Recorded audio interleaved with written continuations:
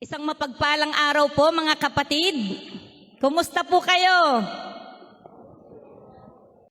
Tayo ngayon po ay nasa panibagong series ng mensahe na Growing in Jesus. Tumalago po ba tayo sa Panginoon? Amen po.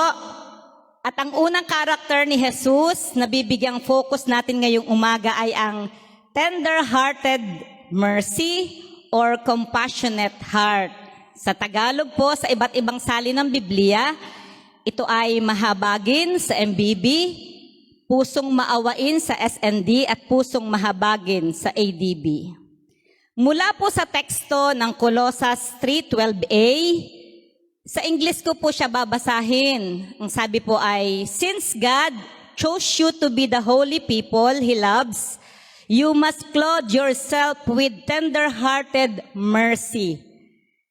Gumamit po ng salitang you must clothe yourself. Sino po ba ang magaling manamit sa atin? Tingnan po ba natin ating katabi? Sinong magaling manamit? Fashionable, ika nga. Laging nasa uso.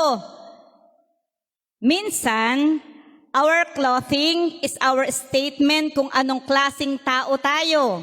Yun daw ating pananamit. Kaya may tinatawag na fashion statement. Agree po ba kayo na pumipili tayo ng gusto nating suotin? Halimbawa, tayo ay makalumang tao. Pag suotin mo ng pang-usong damit, hindi niya ito masusuot.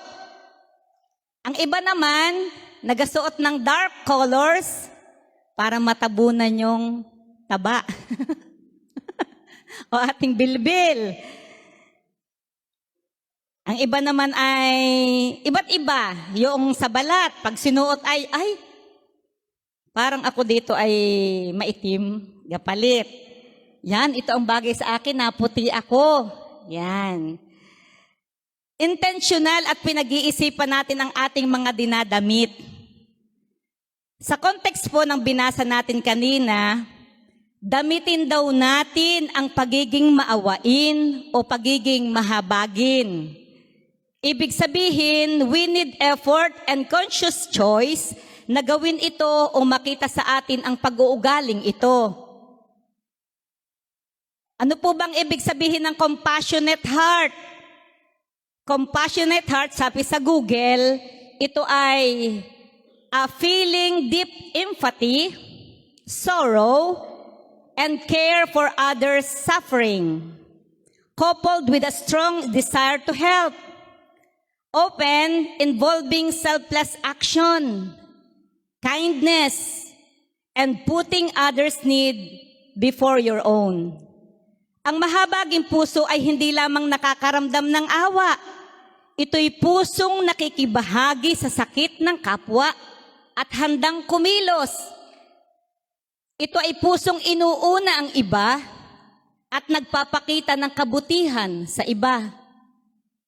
Tingnan mo daw yung katabi mo o nasa likod mo. Ganyan ba siya?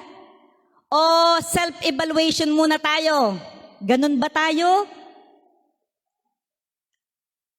Kung inaasahan tayo bilang Kristiyano na maging mahabagin o magkaroon ng pusong mahabagin, ang tanong ng marami, paano ba maging ganon? Ang hirap naman, katulad ng mensahe last week, tayo ay mga hinirang, binanal at minamahal ng Diyos. May espiritu na tayo ng Diyos na nagnanais na gawin ang mga ito at nagbibigay ng kakayahan para gawin ito. We will learn from great example. At sino yung ating great example?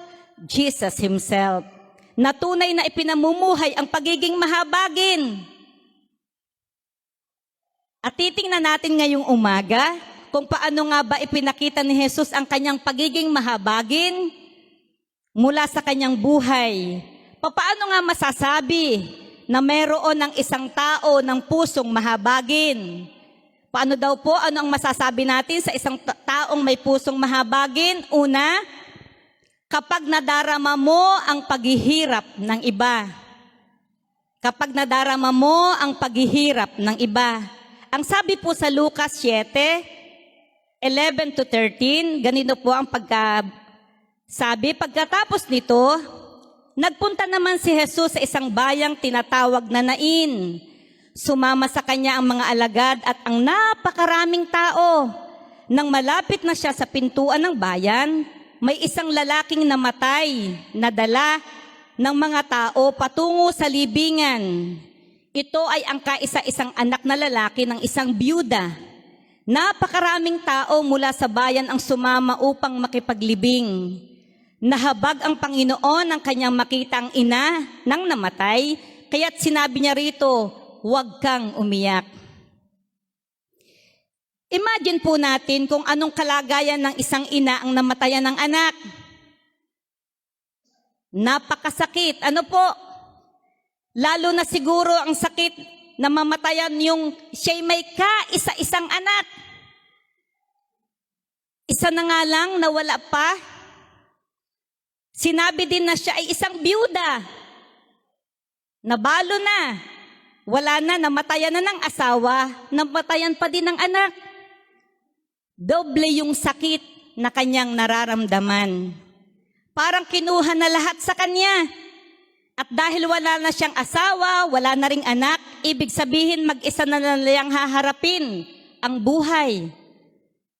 Nakakapaghinagpis ang ganoong karanasan. Isang malungkot na kalagayan para sa isang ina. Hindi lang siguro hagulhol ang nangyari. Sobrang sakit. Katulad na nakikita natin kapag tayo nakikipaglibing. Talagang mahihimatay sa iyak. Ang malakas na tangis at ang malalim na kalungkutan, hinagpis na walang makapagpatahan. Walang mapaglagyan at walang salita na pwedeng magbigay ng comfort sa nanay na ito. Nakita siya ni Jesus. Nakita ni Jesus ang pagdadalamhati ng isang byudang ina. Sa ating mga paghihirap, pagluha, pagdadalamhati, anuman ang kalagayan, nakikita tayo ni Jesus. Hindi ito nakita lamang na parang sin zone sa messenger tapos wala lang nakatanggap ng anumang reaction at reply. Parang nakikipag-usap ka ba sa pader? Hindi ito yung pagpapakita tapos wala lang. Okay, malungkot ka. Ano naman sa akin ngayon? Lalong hindi ito nakikita ka lang tapos wala man lang pakialam sa kalungkutang nadarama mo. Natutuwa po ba kayo sa ganong tao? Alam at nakikita naman niya na nahihirapan ka. Nalulungkot ka pero wala man lamang makaramdam ng concern. Kahit simpleng tapik sa balikat. Wala man lang. Hirap ka na, pero parang wala man lang awa sa iyo. Ngunit sa halimbawa ni Jesus, na binasa natin kanina, ano po ang naramdaman ni Jesus? Nahabag siya.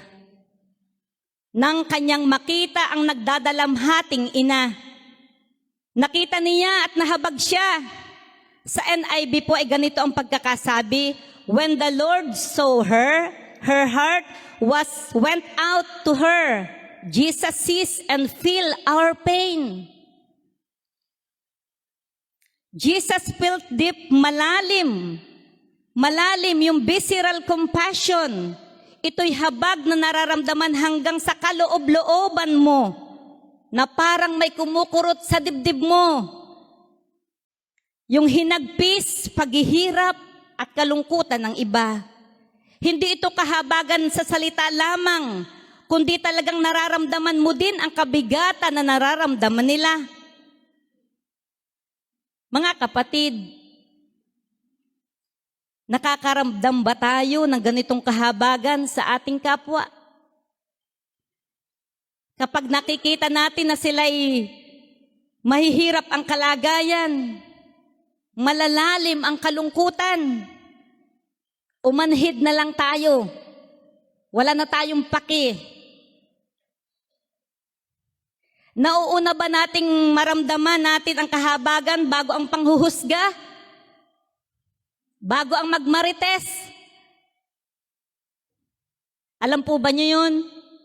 Curious ka lang sa nangyari sa kanya, kaya kinukumusta mo siya. Pero hindi ka naman talaga totoong nagmamalasakit sa kanya. And sadly, meron po talagang ganon. Kapatid, sana hindi tayo yon. At ang mga taga-CLJC ay mga taong totoong nagmamalasakit. Amen po ba yon? Parang mahina. Ang mga taga-CLJC ay taong totoong nagmamalasakit. Sa binasa natin kanina, Jesus saw her and then he heard his heart overflowed with compassion. Bago natin maramdaman ang compassion, kailangan pala muna nating makita sila. Kailangang makita natin ang pinagdadaanan nila. Nakikita ba natin ang ating mga kapatid? Nakikita ba natin ang ibang tao? Do we intentionally listen to them to understand their suffering and pain? O sinasabing tayo ay full of ourselves? Kaya hindi natin makita dahil punong-puno tayo sa ating mga sarili.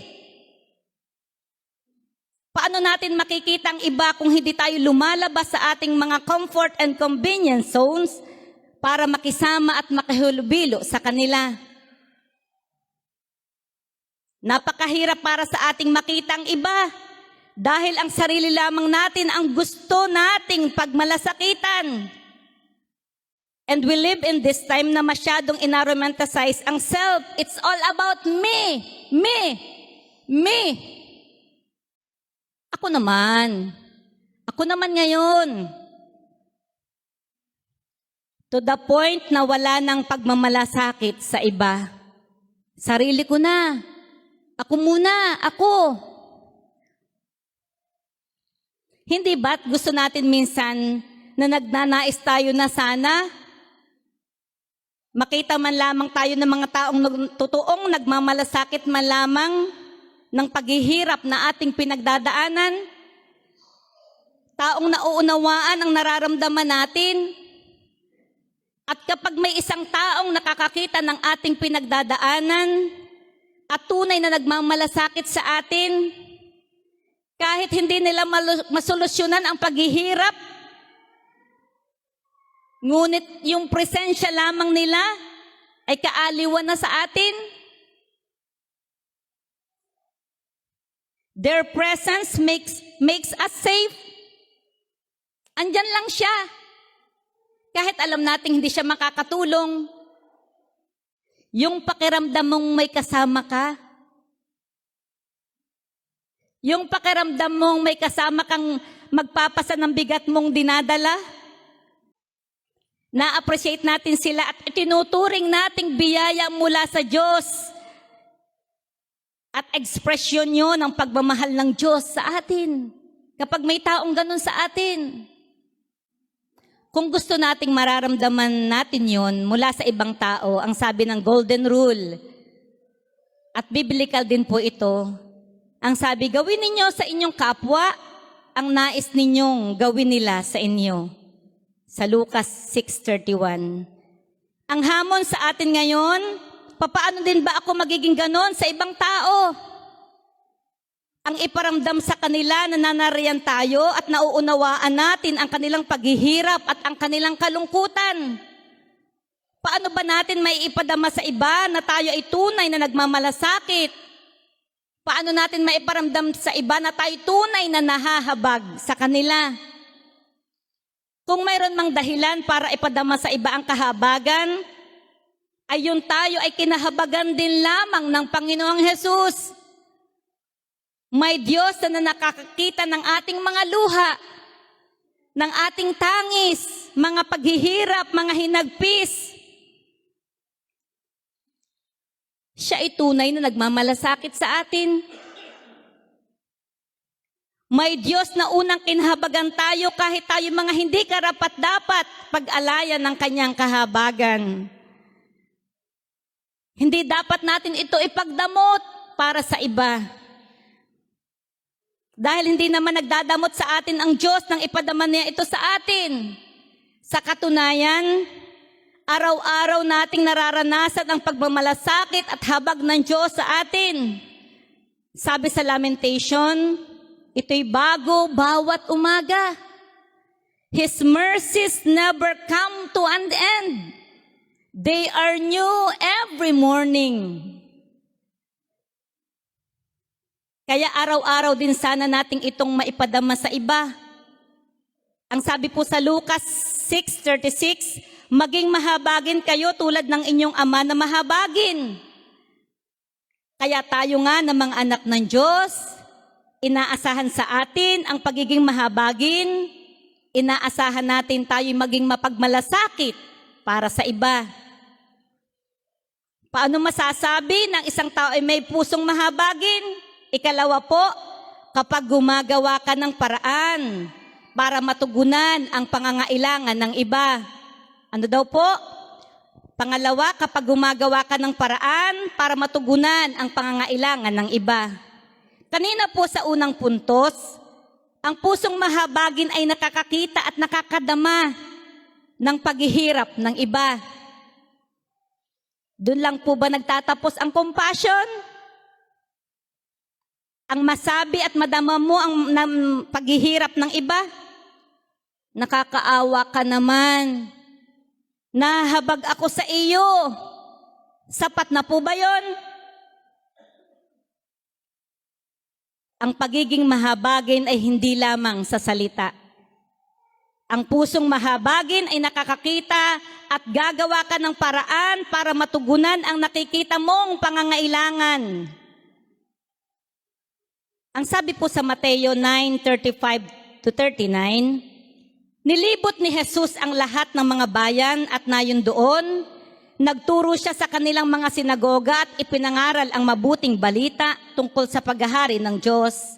Pinagaling din niya ang lahat ng uri ng sakit at karamdaman. Nang makita niya ang napakaraming tao, naghabag siya sa kanila sapagkat sila'y litong-lito at hindi alam ang gagawin. Parang mga tupang walang pastol. Kaya't sinabi niya sa kaniyang mga alagad, napakaraming aanihin, ngunit kakaunti ang mag-aani. Idalangin ninyo sa may-ari ng anihin na magpadala ng mga mag-aani. Kanino po nahabag si Jesus? Sabi sa talata, sa napakaraming tao. Si Jesus ay nahahabag sa maraming tao.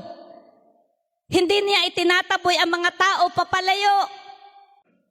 Tayo po ba minsan kapag maraming tao, tayo lumalayo? Sikip-sikip naman. Gusto ko ako'y mapag-isa. Nakakarindi naman sa paningin. Paano ba natin tinitingnan ang mga tao? Katulad ba tayo ni Jesus?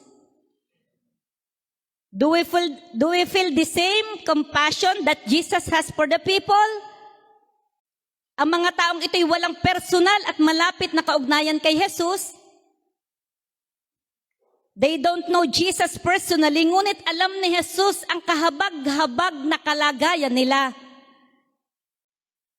Minsan, nakakaramdam lamang tayo ng habag, awa sa mga taong kakilala natin. O kapag may na-establish na tayong relationship, pero pag hindi natin talaga kilala, wala tayong mararamdamang kahabagan. Pero kakaiba si Jesus. Ang mga tao ba ay kaabalahan sa schedule natin? Inconvenience? Burden para sa atin na nakikita natin sila na may nakakahabag na kalagayan at pinagdadaanan. Sasabihin natin, dagdag ka pa naman ay, daming-dami ko na nga ning pinapasan sa buhay, dagdag ka pa. At tayo magpapatas ng maraming excuses. Sasabihin natin, hindi naman tayo katulad ni Jesus. Hindi naman ako katulad ni Jesus na nakikita ko, nababasa ko ang iniisip niya. O kahit hindi nagsasabi at nagsasalita, nararamdaman talaga naman niya. Dahil siya'y Diyos. Totoo din naman. Hindi natin nararamdaman ang kahabagan doon sa tao kapag hindi nga natin alam ang kwento ng kanilang buhay. Ang sabi kanina, dahil hindi natin nagmamarites lamang, pero kung alam natin ang kwento ng kanilang buhay, mahahabag tayo. At yun yung problema. Yun yung problema sa atin. Hindi tayo intentional alamin ang totoong kalagayan nila. Puro screen time. Wala tayong intentional na kumustahin. O tanungin. Alamin ang kanilang pinakamalalim na pinagdadaanan. Minsan po pag ako'y nangungumusta, kumusta ka na? Sabi niya, okay lang. Sabi ako'y nangungumusta ng malalim na kumusta sa iyo, yung malalim. At nararamdaman ko siya'y lumuluha na. Hihilahin ko na po siya sa isang tabi. Minsan ganun tayo sa mga tao, okay lang ako. Suicidal na pala yung kausap mo. Sobrang lungkot at wasak na pala. Yung kapitbahay mo, yung katabi mo, yung kaibigan mo, lugmok na pala. And we don't know about it. But if we truly know and sees what they are going through, maaring makadama tayo ng compassion para sa kanila. Ang sabi po ay intentional. Sasadyain natin. Ay, hindi naman siya lumalapit sa akin. Bahala siyang magtapat sa akin. That's why Jesus felt compassion, because He knows and He sees more than the surface. Hindi lang tao ang nakikita niya, kundi yung mga dinadala nila at struggles nila. Bakit nga ba nadama ni Jesus ang pagkahabag sa mga tao? Dahil ang mga taong ito'y litong-lito. Hindi alam ang gagawin. Parang mga tupang walang pastol. Sa ibang version po'y gumamit ng salitang nanlulupaypay. Parang mga tupang walang pastol, harassed and helpless. Sila ang mga taong punong-puno ng kabalisahan. Punong-puno ng mga pangamba sa buhay, pag-alala. Walang kalaban-laban sa anumang panganib. Nangangalat at walang direksyon ang buhay. Walang purpose. Alam ni Jesus na sila'y napapahamak kung walang magpapastol at gagabay sa kanila. Sila ang mga taong buhay, pero parang mga patay. They exist, but they are not truly living a fulfilling and purposeful life. Hindi po ba? At tunay na nakakahabag ang ganitong kalagayan. Imagine po ninyo yung tupang walang nagpapastol. Hindi alam pupuntahan sa umaga, sa gabi, lalong higit sa gabi. Maaari siyang mawala, maligaw, mapahamak, at malapa ng mababangis na hayop na wala man lamang kalaban-laban. Ano po ang ginawa ni Jesus? Sabi niya sa verse 37 to 38, kaya't sinabi niya sa kanyang mga alagad, napakaraming aanihin, ngunit kakaunti ang mag-aani. Idalangin ninyo sa may-ari ng aanihin na magpadala ng mga mag-aani. He asked his disciple to pray.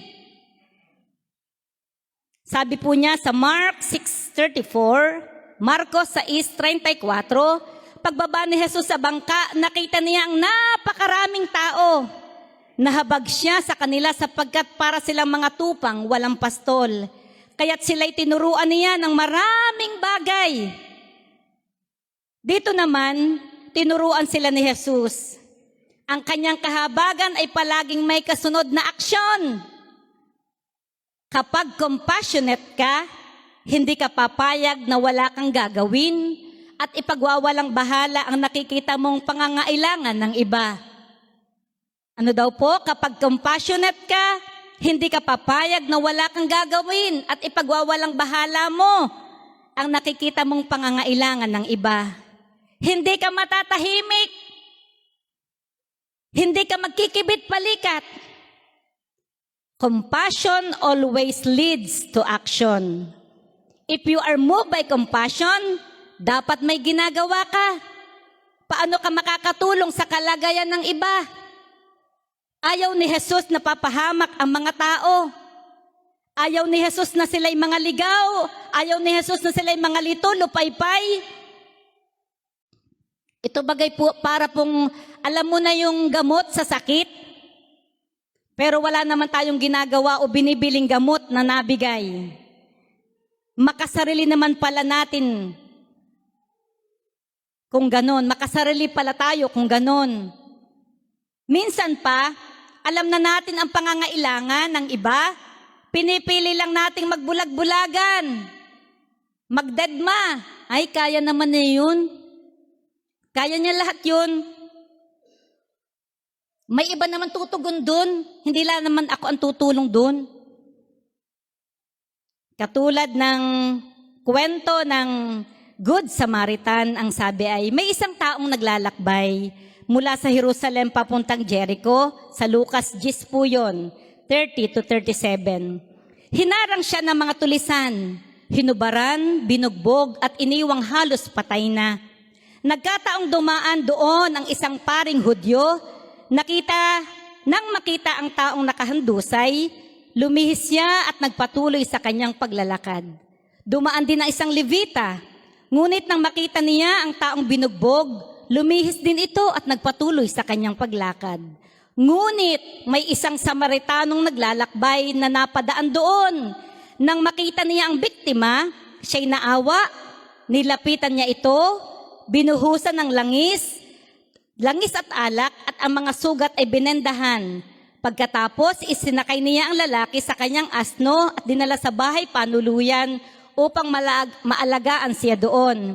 Kinabukasan, binigyan niya ng 2 salapimpilak ang namamahala ng bahay panuluyan at sinabi, alagaan mo siya. At kung higit pa riyan ang iyong magagastos, babayaran kita pagbabalik ko. At nagtanong si Jesus, sa palagay mo, sino kaya sa 3 ang naging tunay na kapwa ng taong hinirang ng mga tulisan? Ang taong tumulong sa kanya, ang tugon ng dalubhasa sa kautusan. Kaya't sinabi sa kanya ni Jesus, kung gayon, humayo ka at gayon din ang gawin mo. Ano pong reaksyon ng unang 2 dumaan? Lumihis ng daan at nagpatuloy sa kanilang lakad. Ngunit ang Samaritano ay naawa, tumigil, tinulungan at tiniyak na maayos ang kalagayan ng sugatan. Maaring sobrang familiar na po kayo sa kwentong ito, pero palaging nagtuturo sa atin ito kung paano ang isang pusong mahabagin ay palaging handang magpaalaala at tumugon sa pangangailangan ng iba. At napupuri and we praise the Good Samaritan sa kanyang ginawa. Pero, kumusta po tayo? Sino ang mas sumasalamin sa atin doon sa 3 dumaan? Tayo ba yung nagbulag-bulagan sa pangangailangan ng iba? O yung tumutulong at tumugon sa nakikita nating pangangailangan? And take note po, ang kausap ni Jesus dito ay isang dalubhasa sa kautusan. Naway, hindi lamang tayo maraming alam sa kautusan, kundi lumalago din sa pagiging kawangis ni Kristo. Jesus is always moved by His compassion to people. Noong nagpakain siya ng 5,000 sa Marcos 8:2-3, kapag nagpapagaling siya at kapag nagmiministeryo siya sa mga tao, ang ginagawa ni Jesus ay palaging udyok ng malalim na kahabagan at malasakit sa mga tao. Are we following Christ's example? Nakakasunod din po ba tayo sa halimbawa ni Kristo? Ang atin bang mga ginagawa ay para sa mga tao ay mula sa udyok ng kahabagan para sa kanila? Ang mahabaging puso ay hindi lamang emotional feeling, kundi ito ay may kasunod na paggawa at pagtugon. Dinadala ka nito sa pagkukusa at pagkilos. Ang mahabaging puso ay nakakakita at gumagawa ng paraan paano matugunan ang pangangailangan ng iba. At patatlo po, paano mo masasabi na isang tao ay may pusong mahabagin? Ikatlo, kapag handa tayong ipahuli ang sarili para sa iba. Parang anong hirap nun, ano po? Kapag handa tayong ipahuli ang sarili para sa iba. Katulad ng itinuro ni Jesus sa isang dalubhasa sa kautusan, gamit ang halimbawa ng mabuting Samaritano. Ngunit may isang Samaritanong naglalakbay na napadaan doon. Nang makita niya ang biktima, siya'y nahabag. Nilapitan niya ito, binuhusan ng langis at alak, isinakay niya ang lalaki upang dalhin sa panuluyan at maalagaan. At nung kinabukasan pa, binigyan niya ng pera yung sa bahay panuluyan na mamahala doon. At ang sabi, alagaan mo siya. At kung may nagastos ka, sa pagbabalik ko'y ibibigay ko pa sa iyo. Ang Samaritano po'y isang manlalakbay, traveler. Meron siyang pupuntahan, kaya siya naglalakad. Pero nang makita niya ang biktima, nung makita niya ang sugatan, dumiretso po ba siya? Kapag tayo nagtatravel, gusto natin ay laging convenient. Laging dire-diretso ang biyahe. Tuloy-tuloy para makarating agad sa pupuntahan. Excited tayo makarating doon. Ayaw nating maaabala. Dahil may hinahabol tayong oras. May oras ng flight. Barko man yan, eroplano man yan. Ngunit sa Samaritano, tila hindi niya inisip ang kanyang sariling kapakanan. Hindi niya inisip ang kanyang sariling lakad. Sariling agenda. Ang inuna niya yung biktima na sugatan. Hindi niya inisip na sa kanyang sarili na baka siya ay mahuli. Baka siya ay mahuli sa kanyang pupuntahan. O kaya, ay baka naman akong isunod ditong biktima Matakbo na ako palayo. Nang makita ito ng Samaritano, siya'y nahabag. Hindi lang nahabag. Siya'y nahabag at tinulungan. Walang puwang ang pag-iisip sa sarili kapag ikaw ay totoong nahahabag. Walang puwang ang pag-iisip sa sarili kapag ikaw ay totoong nahahabag. Ang pusong nahahabag ay handang isakripisyo ang kanyang sariling comfort para sa iba. Handang ipahuli ang sarili kung kinakailangan. Kaya ang pinakamatinding hadlang ay ating sarili. Umiikot ang buhay natin sa ating mga sarili lamang. Ang isang taong makasarili ay hindi kailanman makakadama ng tunay na compassion para sa iba. Ang isang taong makasarili ay hindi kailanman makakadama ng tunay na compassion para sa iba. Makikita din natin ang ginawang effort ng Samaritano, hindi siya natapos na bendahan. Ano po yung ginawa niya? Sinakay niya sa asno, dinala sa bahay panuluyan upang maalagaan doon. Pinaalagaan niya, binayaran niya ng 2 salaping pilak ang tagapag-alaga. Nakatumbas noon ay 2 araw na sahod. At kung kukulangin pa ang ibinigay niyang pera, sa kanyang pagbabalik ay babayaran pa nito. Kaya ba natin yon? Anong bait ng Samaritanong ito? Punong-puno ng kahabagan ang kanyang puso. Tiniyak niya na maaalagaan ng sugatan at lahat ng pangangailangan nito habang nagpapagaling ay ibibigay. Tiniyak niya na maayos ang magiging kalagayan ng sugatan bago siya umalis. Hindi niya yun kakilala. Simpleng pagtulong ba ang ginawa ng Samaritano? Simple lang ba yun? Sino po sa inyo magsasabi na sobrang tulong na ito? Sobra na. Ano ang normal sa atin? Basta nakatulong ako. Basta may nasabing nakatulong ako. Tama na yon. Nabisita ko na yon. Nabigyan ko pa yun ng bigas. Tama na yon. Minsan, hirap na hirap tayong magbigay ng kaunting tulong dahil may pangangailangan din tayo. Kaunti lang sa iyo, pambili ko pa rin ng ulam. May pambaon pa, yung pambaon pa ng aking anak. Kapag may mahabaging puso ka, you are willing to go above and beyond. Ano pong ibig sabihin nun? Kapag ikaw ay may pusong mahabagin at mapagmalasakit, ikaw ay handang maglingkod, magbigay, tumulong ng higit pa o lagpas pa sa inaasahan. Naniniwala ako na hindi na inaasahan ng mabuting Samaritano na ibalik sa kanya o bayaran siya. Hindi nga niya alam yung buhay ng biktima ay. Ang nasa isip niya lang, tulungan niya ang taong sugatan at matiyak na nasa mabuting kalagayan siya. Kapag nagpapakita tayo ng malasakit at pagtulong sa iba, huwag din tayong aasa. Sasabihin, ay tumulong naman ako.